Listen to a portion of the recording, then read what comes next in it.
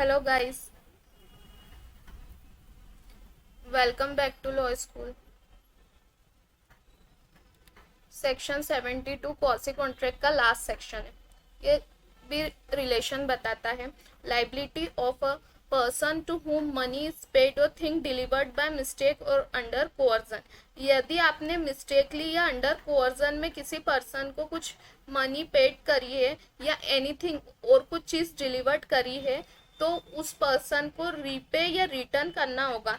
उस चीज़ को money paid करिए तो उसे रीपे करना होगा, और कोई चीज़ डिलीवर्ड हुई है तो उस चीज़ को रिटर्न करना होगा। ये सेक्शन 72 कहता है।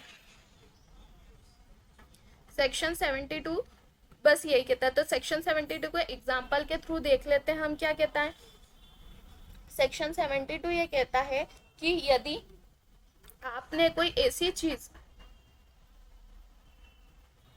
सेक्शन 72 का एग्जाम्पल क्या कहता है, बैरेक में दिया हुआ है कि ए और बी ने दोनों ने ज्वाइंटली सी से 100 रुपए लिए और ए जाके वो 100 रुपए उसे रिटर्न कर देता है, और बाय मिस्टेक बी भी जाकर उसको वो 100 रुपए रिटर्न कर देता है। उसको ये नहीं पता कि ए ने उसे वो 100 रुपए रिटर्न कर दिए। तो क्या होगा यहाँ पर, सी को जो बी ने 100 रुपए दिए वापस उसे रिटर्न करने होंगे, वो पैसे उसको वापस रीपे करने होंगे। क्यों?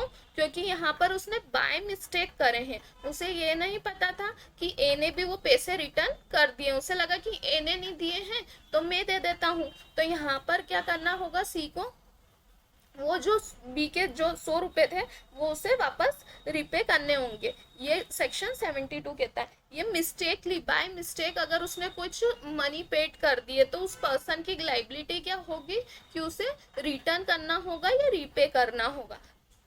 मिस्टेक और कोअर्जन क्या होता है, इसकी डिटेल वीडियो हमने देखी हुई है प्रीवियस लेक्चर में कि मिस्टेक और कोअर्जन होता क्या है। मिस्टेक कोई गलती से हमने कोई काम कर दिया है, और अंडर कोअर्जन मतलब किसी पर्सन ने फोर्सफुली या कोई धमकी देकर ऐसा कोई काम करवा दिया और थ्रीटेन करके कोई काम करवाया हो, वह चीज हो जाएगी कोअर्जन।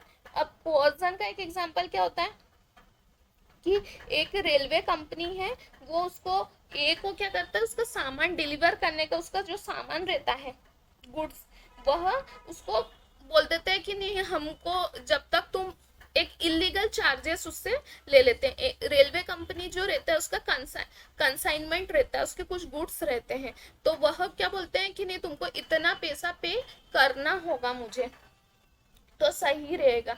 नहीं तो कोई उससे इलीगल चार्जेस ले लेते हैं और कैरिज के लिए कि हाँ तुम अगर इतना पैसा दोगे तभी मैं तुमको तुम्हारे जो ये गुड्स है, ये जो कंसाइनमेंट है, यह हम तुमको देंगे। ऐसे ये कहती है रेलवे कंपनी।